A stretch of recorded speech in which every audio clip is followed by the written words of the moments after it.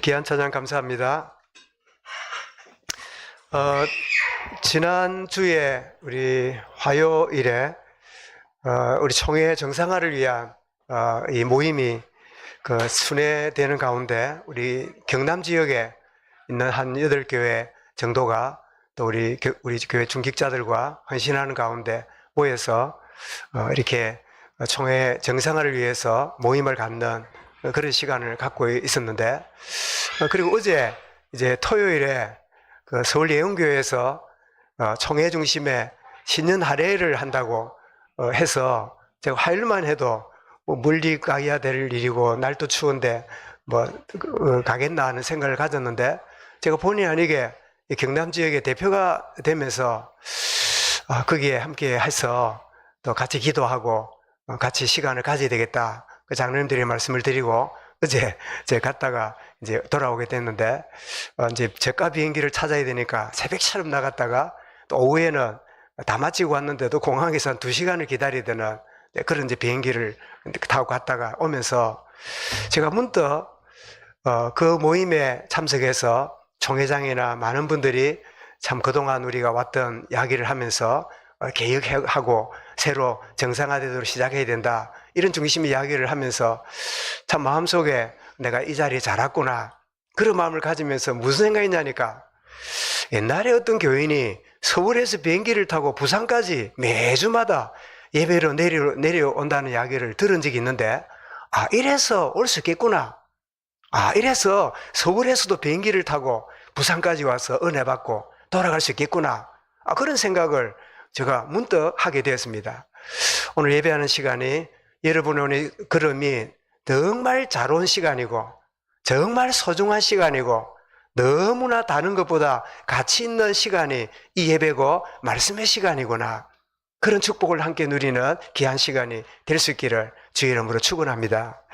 여러분, 새해가 이미 시작이 되었습니다마는 우리는 이때쯤에 하나님이 주신 것을 확인하면서 나아갈 필요가 있습니다. 첫 번째는 뭐냐? 하나님이 만드신 나를 발견하는 겁니다. 말하자면 비교의식에 빠져있고 열등과 우월의식에 빠진 내가 아니라 하나님이 나를 만드신 나를 발견하는 거예요. 그래서 바울은 고린도서 15장 10절에서 내가 나 된 것은 뭐라고요? 하나님의 은혜로 된 것이라. 여러분, 내가 여자로 태어났다, 하나님 은혜예요. 남자로 태어났다, 하나님 은혜예요. 키가 크다 작다, 외모가 이렇다 저렇다, 이런 모양 저런 모양이다, 다 하나님이 나의 나됨을 내게 주신 거예요. 아멘. 저도 이 사실을 알기 전에는 여러 가지 외모 콤플렉스나 여러 가지 생각에 의해서 오랜 세월을 누가 나를 어떻게 보지? 누가 나를 뭐라고 말하지? 누가 나를 쳐다보기만 해도 저 눈을 쳐다보고는 나를 무시하는 게 아닌가? 나를 깔보는 게 아닌가? 이런 생각에 묶여서 오랜 세월을 보낸 것 같아요. 하나님은 나의 나됨은 주님의 은혜다. 여러분 따르겠습니다. 나의 나됨은 은혜인 줄 믿습니다. 은혜로 나를 이 땅에 보내신 거예요. 자, 이게 발견되면 두 번째로 하나님이 내게 주신 것이 확인됩니다. 내게 뭘 주셨는가? 내게 어떤 것을 주셨는가? 그래서 고린도서 2장 12절에 보면 우리로 하여금 하나님께서 은혜로 주신 것들, 주의 은혜로 주신 것이 아니라 은혜로 주신 것들이에요. 이를 한번 여쭤보겠습니다. 야, 저분이 참 매력있다. 저 사람이 뭔가 참 이렇게 남다른 뭔가 이렇게 돋보인다. 이렇게 말하는 거는 어떤 의미일까요? 그 사람에게 진짜 그 사람이 가지고 있는 것이 드러날 때 그게 매력있다 말하잖아요. 그죠? 우리 모든 각자는 나는 하나님의 은혜로 나의 나됨은 주님의 은혜다, 이게 깨달아지면 하나님이 내게 주신 것들이 발견되기 시작해요. 내 같은 게 뭘 한다고? 아이고, 내가 뭘 한다고? 우리가 자라날 때 부모들이 흔히 이런 이야기, 선생님들이 이런 이야기, 네 같은 게 뭐? 응? 니는 형보다 네가 누나보다 니는 짜고 저쩌고, 이런 비교나 이런 평가하는 말에 의해서요, 싫어요, 안 해요, 나는 그거 안 해요, 이래 말하지만 우리도 모르게 잠재의식 속에 그래, 내가 나 같은 게 뭘 잘한다고. 그래서 자주 말씀드리죠. 떠드는 아이들 있으면요, 거기 우리 민경이가 뭐 할 말이 있는 모양인데, 이래 나와서 해볼래? 이러면 뚜벅뚜벅 나와서 말할까요? 아니면 숨거나 쭈빗쭈빗 할까요? 1번일까요? 2번일까요? 거의 2번입니다. 그 앉아서는 떠들고 있는 아이가 나와서 한번 이야기해 보라면요, 막 부끄러워하고 막 어쩔 줄 몰라 해요. 민경이만 그렇단 말이 아니라 우리 모두가. 왜 그럴까요? 잘한다 못한다의 평가에 너무 스스로 기준에 묶였어요. 나 말을 잘 못하는데, 네 노래 참 흥얼거리고 있네. 너 나와서 한번 불러볼래? 이러면 안 나와요. 왜 안 나올까요? 못한다 소리 들을까봐. 여러분, 하나님이 나의 나됨은 은혜임을 깨달으면요, 내게 주어진 작은 것들이 무엇인가가 발견되어져야 되는데, 그게 안 되니까 누가 평가하는 거, 누가 잘한다 못한다는 거기에 연연해가지고 이렇게 쭈빗쭈빗하는, 여러분, 하나님이 내게 주신 것들이 있습니다. 우리 자녀들이, 후대들이 누구와 비교하지 않고 우리 자녀들 자신에게 주신 하나님의 은사가 있어요. 그 사실을 발견하고 그 분야로 한 걸음 한 걸음 나가면 그냥 자기 인생에 행복한 인생이 되는 거예요. 이런 많은 경우에 요즘 보니까 금쪽 같은 내 새끼, 그 오은영 박사 그 프로그램, 그게 아주 이 사람 영향을 주는 것 같아요. 저도 이렇게 얼핏 지나가다 보니까 중학교 가기 전까지 뭐 고등학교 그렇지요, 뭐 하여튼까지는 반에서 1등하고 전교 1등하고 막 이런 아이가 어느 날 나중에 이제 수능까지 치고 우수한 이 명문대를 갈 거라고 이랬는데, 수능을 치고 이제 나오니까 엄마가 그 학교 앞에 대문을 붙잡고 아들 시험 잘 치라고 엿 하나 붙여놓고 그리 기다리는 거예요. 그런데 아들이 나오면서 마디가 뭐냐, 표정이 보니까 엄마 내 수능 망쳤어요. 내가 수능 망쳤어요. 그 말을 하니까 그 말을 들은 엄마가 되겠다고요?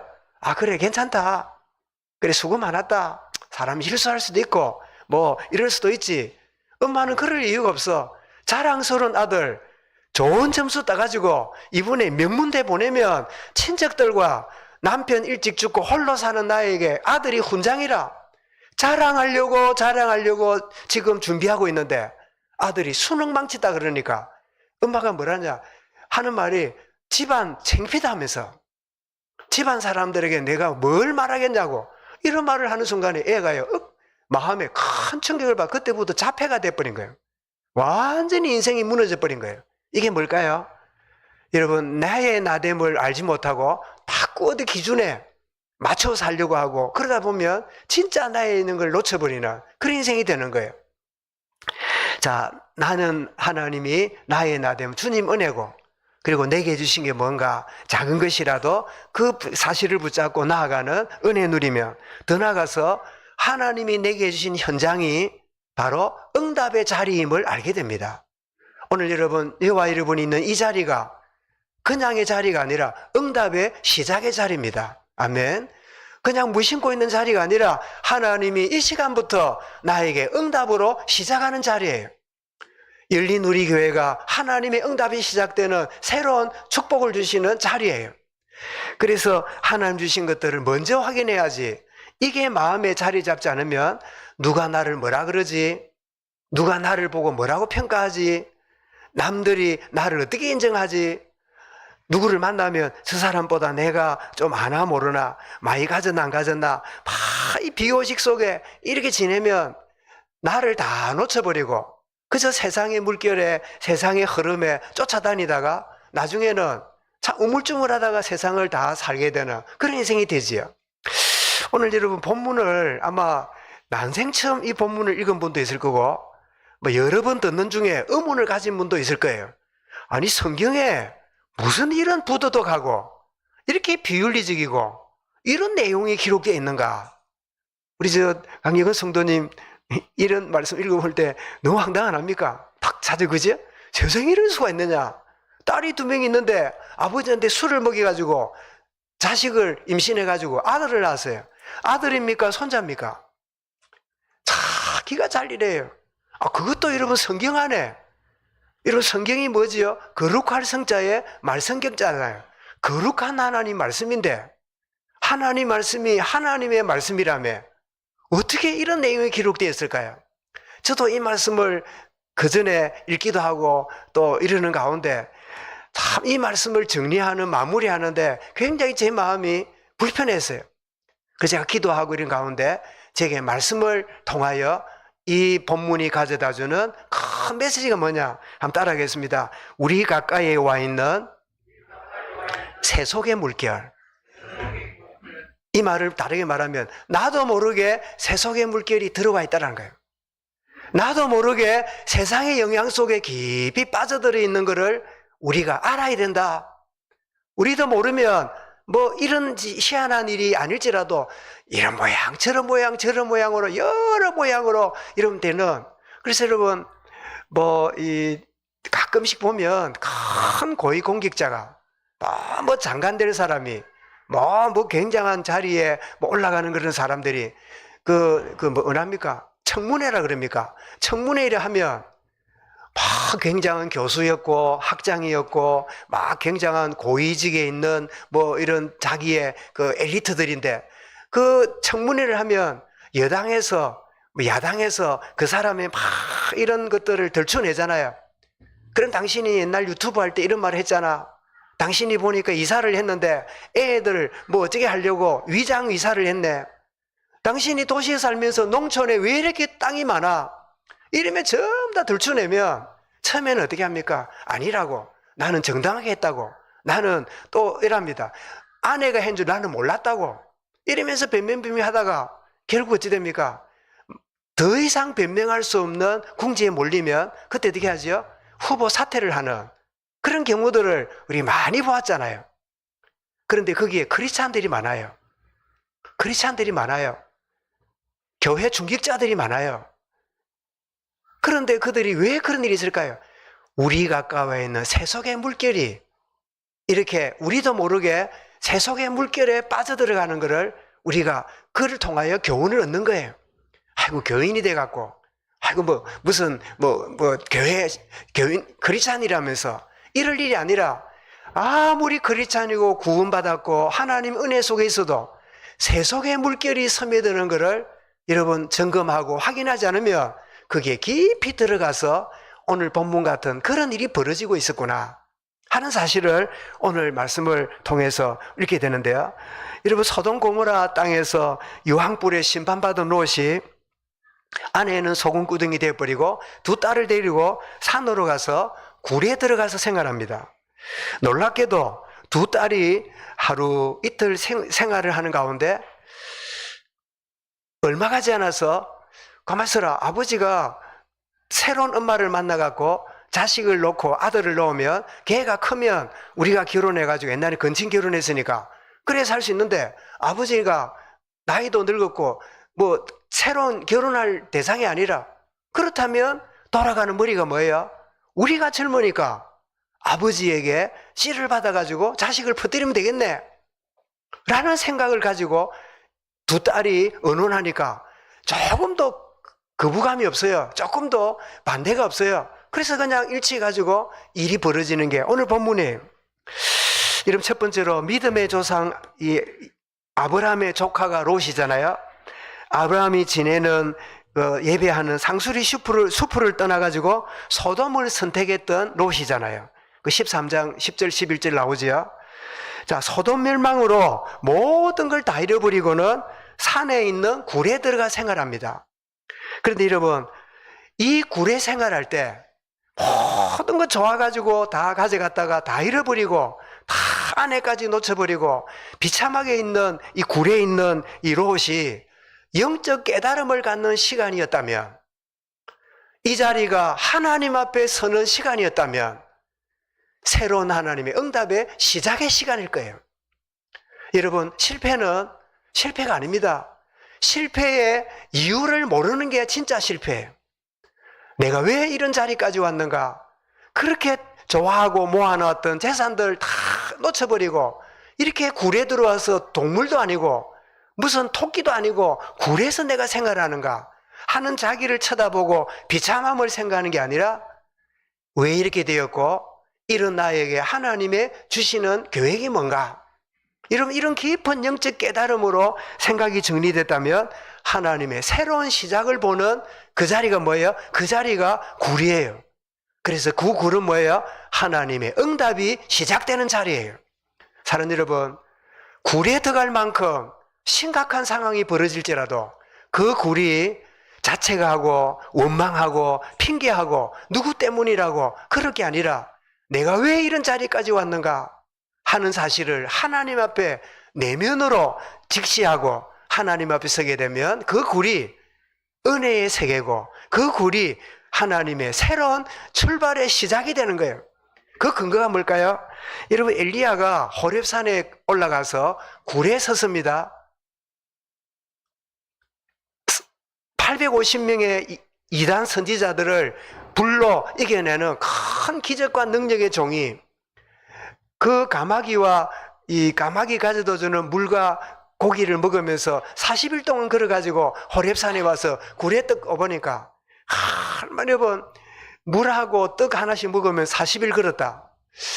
이러면 체중이 아마 적어도 10kg 이상 빠질걸요? 그치? 적어도 아마 몸무게가 빠질걸요? 한 열흘만 병원 입어 나와도 뭐 근육이 다 빠지던데 얼마나 힘들까요? 굴에 있으니까 얼마나 비참한 마음일까요? 그때 하나님이 찾아오십니다. 엘리야야, 네가 왜 여기 있느냐? 네가 왜 이게 굴에 들어와 있느냐? 이럴 때 그 말을 듣기 전에 엘리야가 비참한 친구 만나기도 어렵고 사람한테 연락 올까 두렵고 낯선 사람 만나기가 창피스러운 그저 죽고 싶은 이런 마음으로 그 굴에 들어앉았단 말이에요. 그런데 그 굴에 있는 엘리야에게 엘리야야, 네가 왜 여기 있느냐? 너를 통하여 새로운 일을 시작하리라.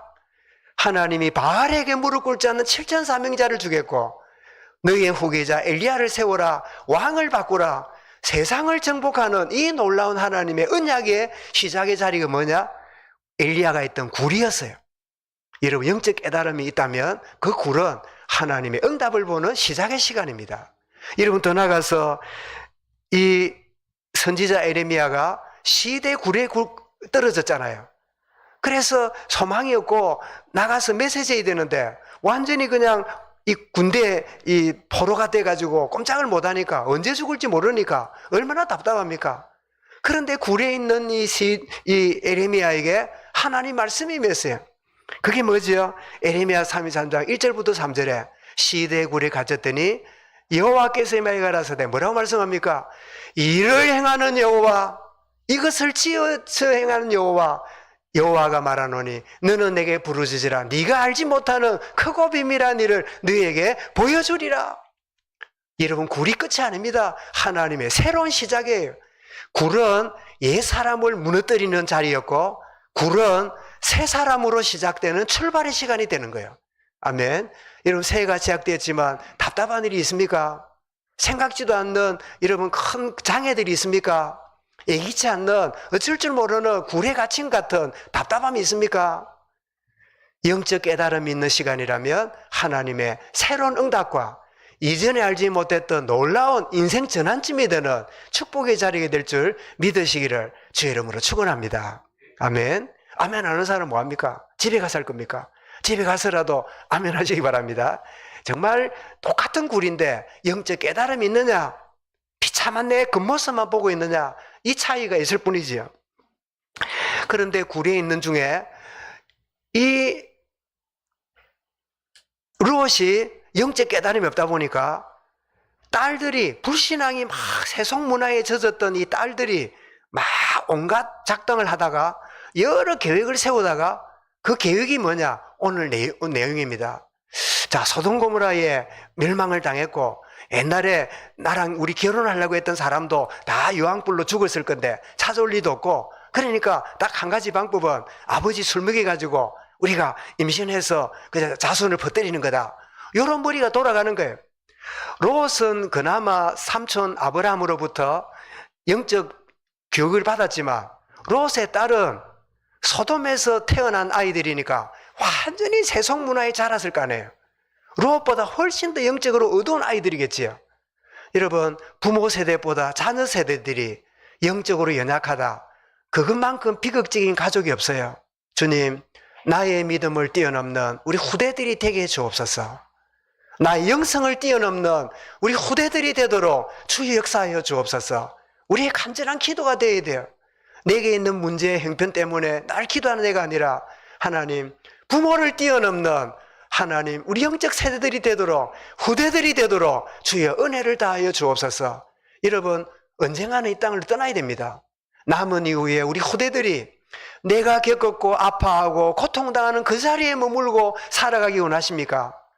그리스도의 복음 안에서 그 모든 것 다 버렸고 뛰어넘는 영적 축복을 누려가는 그런 후대들이 되기를 원하십니까? 오롯이 지금 이게 안 되니까 딸들이 세속적인 이 작전으로 계획이 진행되는 거예요. 자, 두 딸이 계획하는 배경이 뭘까요? 오늘 31절에 보니까 온 세상의 도리를 따라. 그래서 딸들의 얼굴을 누가 그렸어요. 한번 보여드릴게요. 이 둘이가 누굽니까? 잘생긴 얼굴이에요. 아주 미스 코리아, 세계 미스 월드 미스 대회 나가도 될 만큼. 그런데 그 밑에 보세요. 그 두 딸이 세속의 물결에 빠져가지고 아버지도 같이 막 헤매는 이런 모습이 밑에 나오지요. 이 그림을 이런 식으로 그린 거예요. 그래서 누가 언니 같습니까? 오른쪽일까요? 왼쪽일까요? 아마 오른쪽이 이름 볼 때 왼쪽이겠죠? 저 왼쪽에 있는 저 그림이 이쪽보다는 언니가 아닌가. 뭐 하여튼 짐작하는 데는 보기 나름이겠죠. 이런 이제 그 모습이죠. 그래서 롯을 아버지에게 술을 먹여가지고 이제는 임신하기로 의논을 하고 실행을 합니다. 그래서 먼저 언니가 아버지 술을 먹이고 임신하고 또 둘째 작은 딸이 아버지에게 술을 먹이 임신하고 이런 일이 벌어지는데 그 장면을 두고 누가 그렸어요. 한번 보겠습니다. 자, 이 두 딸이 작전을 가지고 아버지한테 아버지 마음도 꿀꿀할 건데 우리가 술을 담았으니까 술을 어디서 났는지 하여튼 해가지고 이제 술을 먹입니다. 그러니까 롯이 술을 먹어보니까 안 그래도 심심하고 썰렁했는데 술을 먹어보니까 뭐 제법 사람이 외로우면 술 먹으면 뭐 얼떨떨 해갖고 약간 뭐 좀 다른 마음이 든다면서요. 그래가지고 이제 홀짝홀짝 마시지요. 한 잔 먹어보니까 그렇고, 예, 두 잔 먹어보니까 우리 박장님도 예전에 술 드셨다니까 그 기분을 아시겠습니다. 그죠? 이래 술을 이렇게 마시고 이럽니다. 자, 이러다가 인사불성이 되니까 그 다음 그림을 보겠습니다. 보니까 옆에 있는 이 여인이 딸로 안 보이고 뭐라 보였을까요? 어디 무슨 몸 파는 여자로 보았던지 아니면 하여튼 정신이 없어 지금 태도를 보니까 완전히 술에 취해가지고 가운데 있는 롯이요. 완전히 이성이 마비됐어요. 완전히 몸 가누지 못할 만큼 그런 일이 벌어진 거예요. 네, 너무 많이 보면 시험 드니까 싹 지나가겠습니다. 그래서 각자 자녀를 놓았는데 오늘 33절과 35절 보니까 롯은 그 상황을 전혀 몰랐더라. 알았다면 이럴 수가 없겠지요. 몰랐기 때문에 벌어지겠지요. 그런데 몰랐더라 이 말은 술에 취해가지고 정신이 없었더라 말도 되지만 롯의 영적 상태도 묻어나는 이야기입니다. 예? 롯의 영적 상태가 묻어나는 그런 사실을 이제 보게 되죠. 그래서 각각 아들을 낳았는데 큰 딸은 모압을 놓고 작은 딸이 낳았는데 암몬이 태어납니다. 여러분, 이런 본문을 왜 성경에 기록할까요? 여러분, 성경은 영육간의 안일함에 빠지는 자들에게 이런 일이 있을 수 있음을 우리에게 경고해주고 있음을 보게 됩니다. 이런 누가복음 21장 3절에 보면 너희는 스스로 조심하라. 그렇지 않으면 방탕함과 술취함과 생활의 염려로 마음이 둔하여지고 뜻밖의 그날이 덕과 같이 너희에게 임하리라. 그래서 영적 안일로 살다 보면 어느 날 덮치는 흑암에 당해서 이런 기가 막힌 일이 벌어질 수 있구나 하는 사실을 말씀하고, 그래서 에베소 5장 18절에 뭐라고 말씀을 하고 있습니까? 술 취하지 말라. 이는 방탕한 것이니 오직 성령의 충만을 받으라. 여기 술 취하지 말라는 말은 술이라는 알코올을 의미하기도 하지만 세상을 말합니다.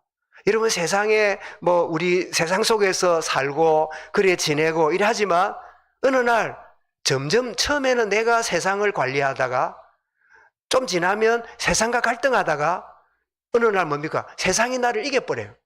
그러면 취한 거라. 여러분, 그런다면서요, 사람이 술을 먹다가, 두 번째는 뭐라고요? 술이 술을 먹다가, 세 번째는 뭐가 뭐를 먹는다고요? 술이 사람을 먹는다 안 합니까? 그런 꼴이 나는 거지요. 술 취하지 말라. 이는 방탕한 것이니 오직 성령의 충만을 받아라. 여러분, 성령 충만 받아야 세속의 물결과 이성의 지배받지 않는데, 성령 충만이 없으니까 성령이 계셔도 내 자아로 살아가는 그런 자리로 나아가는 자리에 들어가게 되지요. 어제 우리 쉬는 날에 예배를 하고 이런 중에 우리 정회장 목사님이, 저는 서울에 계시고 또 개혁척 우리 청해 안에는 호남 지역 분들이 많아요. 그래서 저분도 뭐 그 지역 분이구나 이렇게 생각했는데, 이분이 저희 고향은 하동입니다 그래요. 그래가지고 예수 전혀 안 믿는 집안에 예수 믿고 목사가 되니까 그 참 귀한 일이잖아요. 하동에 얼마나 그 유교가 심하고 그 집안이 그 무거운 집안입니까? 그런데 이제 어느 순간이 되고 자기가 총회장 되고 이러니까 집안에서 자랑스러워하는지 안 믿는 큰아버지가 매년마다 내려와서 예배를 인도해라고, 일종의 이제 집안 그 자랑스러운 무슨 집안 무슨 모임에 행사처럼 그래 했는가 봐요. 그 자기는 가서 말씀을 전하고 이렇게 하고 이랬는데, 한 번도 교회 가라 이런 이야기를 안 했대요. 그런데 한 해 가고 예를 가고 이랬는데 지금은 다 예수 믿는데요. 그러면서 장 회장의 말씀이, 불신자는 우리 말을 안 듣는데요, 우리의 사는 모습을 본다는 거예요. 예수 믿는 사람이 다르구나. 예수 믿는 사람이 향기가 다르구나. 예수 믿는 사람은 말하는 거나 이런 것들이 다르구나. 이렇게 묻어 나가니까 그 사람들이 다 예수 믿고 구원의 자리에 들어간다고 그런 말씀을 하세요. 그런 중에 참 이 총회가 정상화돼야 되는데 그러지 못한 일 가운데 이제 그러면서 목회자들이 4종류의 음료를 마신다네요. 사람마다. 첫 번째 뭐냐? A, 두 번째 B, 세 번째 C, 네 번째 D래. A는 뭘까요? 알코올이래. 알코올 먹는 목사. 안 먹으면 안 되는 그런 일이 벌어진대요. 영적으로 얼마나 의도진 겁니까? 막 먹으면 어떻습니까? 근데 안 먹으면 안 돼. B는 뭘까요? B. 비어, 맥주라. 그것도 술이래. 맥주는 약하니까 마셔도 돼. 이렇게 생각하고, 실제로 맥주가 좀 약합니까? 그래 먹는데요. 그러니까 안 취하는 듯이 즐기는 그런 이제 목회자가 있다는 거예요. 그 다음에 C가 있대. C는 뭘까요? 저는 콜라랬는데 사이다래. C니까 콜라, 사이다. 그러니까 이런 걸 안 먹더니 콜라 먹는다. 그런데 D가 있대요. D는 뭘까요? 드링크래요. 몸에 좋은 거.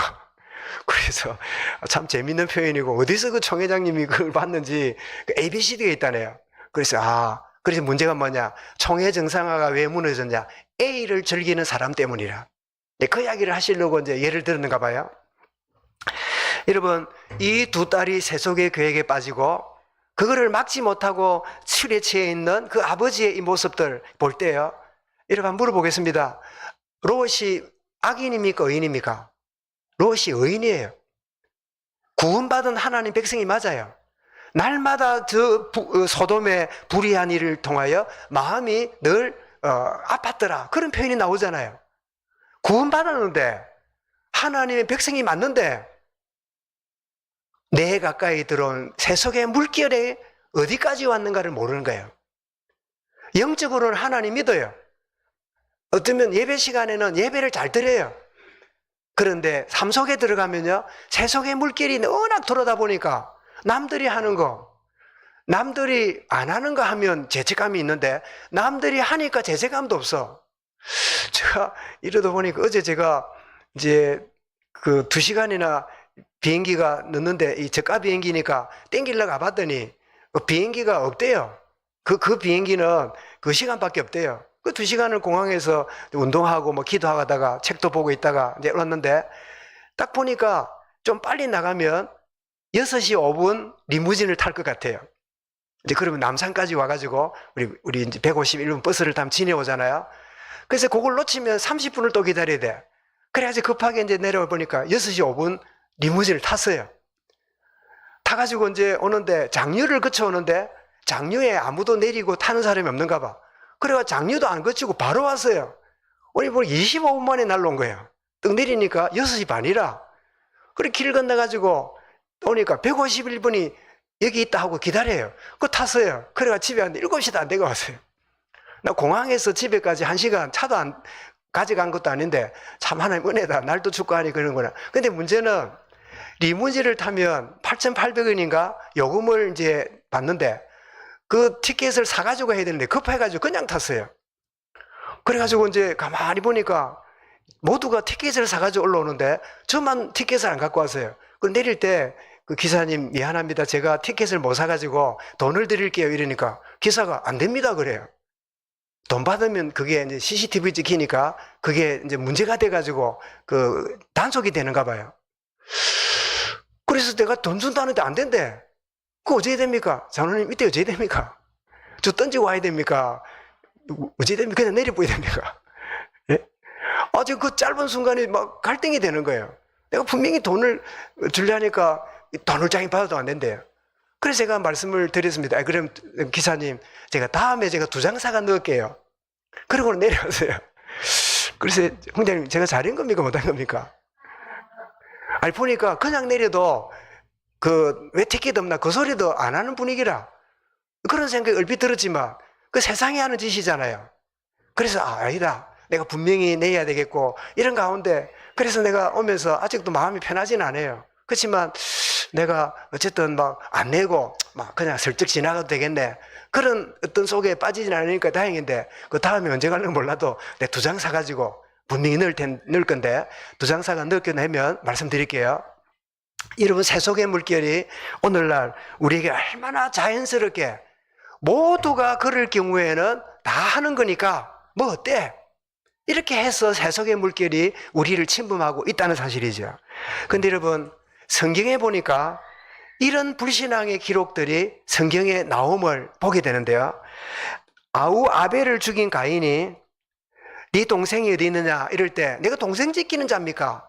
하면서 반항하던 이 가인이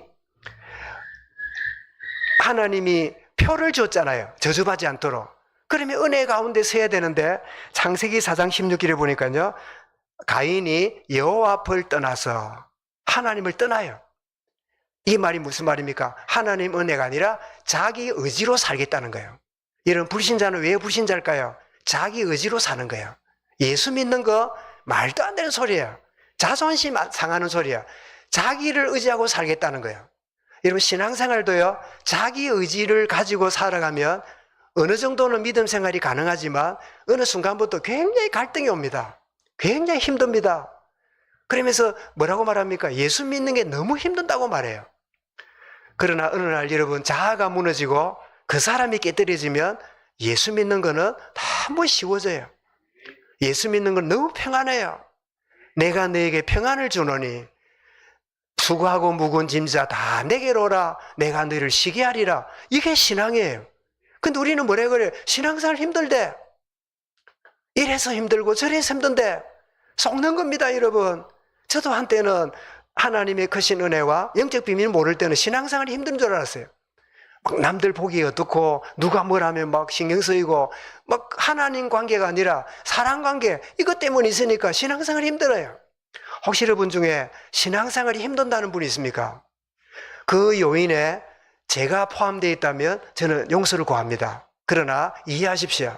우리가 아무리 잘해줘도 아무리 입의 혀처럼 여러분을 도와줘도 영적인 눈이 열리지 않으면 여러분 신앙생활은 평생 힘듭니다. 수고하고 무거운 짐을 주님께 내려놓고 내가 주는 평안을 내가 너희에게 평안을 주노니 세상이 줄 수 있는 평안과 다르니라. 이 미를 체험해야 신앙생활이 너무 가볍고 쉽고 즐거운 일이 되는데 그게 안 되면 신앙생활이 힘들어져요. 가인은 그 표를 받고도 하나님을 떠납니다. 자기 의지로 살겠다는 결단이지요. 자기 지혜로 살겠다는 그런 모습, 불신자의 모습이죠. 두 번째로 보면 하갈을 통해서 이스마엘이 태어나잖아요. 이런 갈라디아 4장 29절에 바울은 이렇게 말합니다. 이 이스마엘이 누구냐? 육체를 따라난 자요. 약속의 자녀가 아니잖아요. 그리고 성령을 거스리는 자라. 이렇게 이스마엘을 대하여 설명합니다.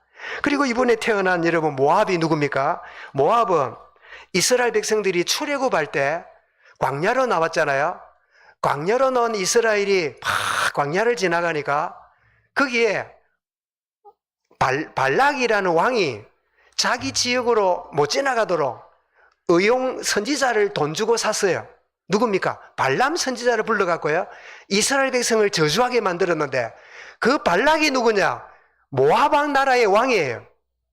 구원받은 하나님 백성을 조롱하는 일에 쓰임받은 게 모압이에요. 암몬은 누굽니까? 사사시대에 이스라엘 백성들이 가나안을 차지해놓고도 우상숭배가 많았잖아요. 많았는데 사사기 10장 6절에 보면 이렇게 표현합니다. 이스라엘 자손이 다시 여호와의 목전에 악을 행하며 바알들과 아스다롯과 아람의 신들과 시돈의 신들과 모압의 신들과 암몬 자손의 신들을 섬겼으며, 이스라엘을 우상숭배하는 일을 끌어갔던 민족이 누구예요? 암몬 족속이에요.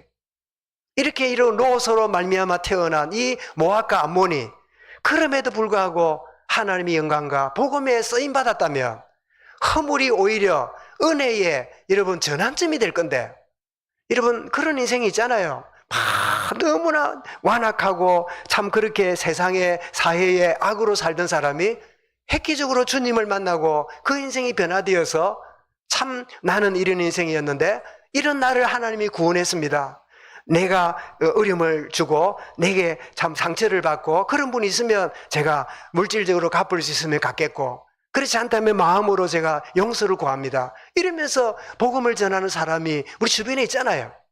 그러면 그 사람의 허물과 그 사람의 이런 잘못도 오히려 뭐지요? 저런 인생을 하나님이 은혜로 구원하셨네 라고 생각하고 오히려 하나님의 영광이 되잖아요. 그런데 이렇게 태어난 모압과 암몬이, 여러분 성경에 안 나옵니다만은 누가 키웠을까요? 누구 저주로 키웠을까요? 큰 딸이 모압을 키우고 작은 딸이 암몬을 젖먹여 키우겠죠. 뭘 하면서 키웠을까요? 무슨 이야기를 심어줬을까요? 세속의 물결에 살도록, 적당하게 살도록, 살아남으라고, 성공하려면 어떻게 되냐고, 어떻게 하든지 이런 그런 내용이 모압과 암몬에게 전달되었다고 결론적으로 보면 그런 게 아닐까요? 여러분 젖을 먹이는 어머니들이, 내 품에 있는 아이들을 키우는 우리 부모들이, 할머니들이 아이들에게 성공해라, 이런 인물 되라가 아닙니다. 하나님을 사랑하고 말씀을 가까이 하고 정말 주의 복음과 영광을 위하여, 네가 태어난 것은 엄마 아빠가 너를 사랑해 태어났지만 하나님이 너를 사랑해서 이 땅에 보냄받은 자야. 너는 둘도 없는 소중한 자야. 그래서 아이들이 자라서 그 마음속에 세상적으로 잘 되는 것은 둘째치고 하나님의 사람으로 딱 서는, 여러분 하나님의 서는 사람을 하나님이 내버려 두실까요? 여러분 하나님의 사람으로서는 그런 자로 일어날 수 있도록. 지난주에요. 제가 그날이 무슨 날인지 모르겠는데 잠자려고 누웠더니 변장로님이 전화가 왔어요. 목사님 너무 반가운 소식입니다. 전화가 왔어요. 그래 나는 무슨 반가운 소식이 했더니 자기 며느리가 아기를 가졌대요. 임신했대요. 우리 교회 와서 예수 영접하고 왜 임직할 때 며느리가 안 왔습니까? 그 딸하고 며느리라 그죠? 지혜하고 왔더래요. 그래서 내가 축하합니다. 할아버지 되겠네요. 이러고 났더니 전장님 또 너무 늦게 전화했는가, 조금 미안했던가, 목사님 미안합니다 늦게 전화해서. 그런데 그 마음은 이해가 되잖아요. 그런데 내가 그 바람에 잠을 약간 설쳤잖아. 난 아직 손자도 없는데 우리 박장님도 손자도 없는데 좀 그렇네, 이런 생각이 들어요. 아기가 태어나면 젖을 먹이겠지요. 그 아이 마음속에 세속의 물결이 들어가고 세상 기준이 들어가기 전에 다른 거 못해도 하나님이 살아계시고 하나님 은혜 가운데 있는. 그런데 여러분 말로 설명을 하는 것은 한계가 있습니다. 우리 뭐 다 아는 이야기니까 홍야님 따님이 이런 그 애기지 않게 암이 들고 이런 과정을 겪었잖아요. 지금도 거의 마무리했는데 그 손자가 뭘 한답니까? 그 딸이 뭘 한답니까? 엄마 진짜 엄마 크리스찬 같아. 그전에는 크리스찬 안 같았는데 엄마 이제 보니까 진짜 크리스찬 같아. 여러분 이 말이 얼마나 감사한 일이에요. 옛날에는 주일도 모르고 예배도 모르고 그랬는데 엄마가 예배를 드려가고 찬송도 하고 그런 다른 모습 보이겠지요. 여러분, 품 안에 있는 자녀는요, 말로 교육하는 게 아닙니다. 내가 정말 내 모습이 신앙교육에 이런 모범이 되는 거지요. 전달되는 거지요. 그래서 여러분, 이런 것들은 왜 성경에 이런 불신앙의 기록이 기록되어 있을까요? 성경의 기록은 이렇게 하라도 있지만요, 이렇게 해서는 안 된다는 반면교사로 기록하는 거예요. 이렇게 살면 안 된다, 이렇게 살면 이런 일이 벌어진다 라고 기록하는 건데, 디모데후서 3장 16절 우리 말씀 알지요? 모든 성경은 하나님의 감동으로 된 것으로 교훈과 책망과 바르게 함과 의로 교육하기에 유익하니. 여러분, 운전면허 이렇게 시험장에 가면 이렇게 커브 돌다가 차 툭 받치는 거, 이렇게 S자 하다가 탁 바퀴 물리는 장면을 보여줍니다. 왜 보여줄까요? 그렇게 하라고 보여줄까요? 핸들을 그래 털었기 때문에 나갔다는 거 보여줄까요? 1번일까 2번일까요? 2번이지요. 이게 반면교사라. 이렇게 하면 됩니다 하면 사람들이 잘 안 들어가요. 이렇게 하면 안 돼요 이러면 그게 확 들어와요. 아, 저러니까 바퀴가 빠지구나, 저러니까 신호위반 되구나, 이거를 알라고 그 장면을 보여주는 거예요. 성경이 그런 면이 있다는 겁니다. 여러분, 결론입니다. 우리 가까이에 와 있는 세속의 물결, 그렇다면 나는 어디에 있는가? 이런 우리가 세상 걱정과 재물의 유혹에 묶여서 가시떨기 같은 심령이 되어서 살아가고 있지는 않는가? 이런 누가복음 8장 우리 14절 한번 읽어볼까요? 시작. 가시떨기에 떨어졌다는 것은 말씀을 들은 자이나 지내는 중 이생의 염려와 재물의 향락에 기운이 막혀 온전히 결실하지 못하는 자요. 날 은혜 받고 예배도 드려요. 근데 가시던 뿌리 그 영혼을 덮으니까 열매가 없는 세상에 여러분 재물과 유혹에 빠져 있는 거죠. 두 번째입니다. 세속의 물길이 어떻게 다가옵니까? 육신의 정욕과 안목의 정욕, 이생의 자랑, 여기에 영향을 받고 있는 인생이 되죠. 요한일서 2장 16절에 뭐랬습니까? 이 세상에 있는 것들은 뭐라고요? 예, 육신의 정욕과 안목의 정욕과 이생의 자랑이니 하나님께로 온 것이 아니라 세상으로부터 온 것이라. 내가 이 부분을 전달 안 하니까 준비가 안 돼 있네요. 그러면서 더 나가서 어떤 가운데 있냐? 속이기도 하고 속이기도 하면서 살아갑니다. 속기만 하는 거 아닙니다. 세속에 빠진 우리 신자들이요, 속이기도 해요. 그렇게 살아갑니다. 뭐 어쩔 수 없지 뭐, 다들 그런데 뭐 사람이니까 뭐 어때? 속기도 하지만 속이기도 하는. 그래서 우리는 디모데후서 3장 13절이죠. 악한 사람들은 속이는 자들고 또 악하여서 속이기도 하고 속기도 하나니. 그래서 여러분, 고린도서 5장 17절 말씀입니다. 내가 어디 안에 있어야 될까요? 고린도서 5장 17절 말씀 뭐죠? 그런즉 누구든지 뭐라고요? 그리스도 안에 있으면 새로운 피조물이라. 이전 것은 지나갔으니 보라 새 것이 되었도다. 우리 누구 안에 있습니까? 그리스도 안에 있어요. 우리 세상에 삽니다. 세상에 살지만 세속의 물길에 빠져 있지 않아요. 우린 그리스도 안에 있는 자입니다. 찬송대 여러분, 나는 그리스도 안에 있는 자다. 이전 것은 지나갔고 새 것이 되었다. 이 정체성이 저와 여러분의 진정한 고백이 되고 삶이 되어지기를 주의 이름으로 축원합니다. 내가 어디 안에 있다고요? 나는 그리스도 안에 있는 자다. 세속의 물결이 나를 아무리 침입해도 그게 빠지지 않는 그런 나는 그리스도 안에 있는 자다. 여러분, 자주 말씀드리지만 물고기가, 살아있는 물고기는 바다에서도요, 그 살개를 잡아서 포를 떠보면 짜지가 않아요. 싱거워요. 왜 그럴까요? 살아있는 고기는 짠물이 고기에 스며들지 못해요. 그런데 바다에 둥둥 떠내리는 죽은 고기는요, 포를 한번 떠보세요. 어떻게 됐을까요? 그 살이 짜요. 바닷물이 스며든 거라. 바닷물에 사는 물고기 같이 바닷물에 살지만 짠물을 벌끓고 마시고 뱉고 있지만 그 몸이 짜지 않아요. 나는 어디 안에 있다고요? 나는 그리스도 안에 있는 자예요. 나는 새로운 피조물이 되었어요. 이석은서 지나가고 새 것이 되었어요. 오늘 이런 불편한 본문이지만 우리에게 주는 교훈은 세상에 살지만 세상에 물들지 않는 영적으로 깨어있는 주의 은혜를 누리게 해주옵소서. 이거 알지 못하면 세상의 물결은 생각보다 가까이 와 있습니다. 이런 참 은혜 가운데 이 반면교사의 말씀을 붙잡고 세상에 살지만 세상에 속하지 않고 그리스도에 속한 자로 승리하며 나가도록 주여 인도하여 주옵소서. 승리하시기를 주 이름으로 축원합니다.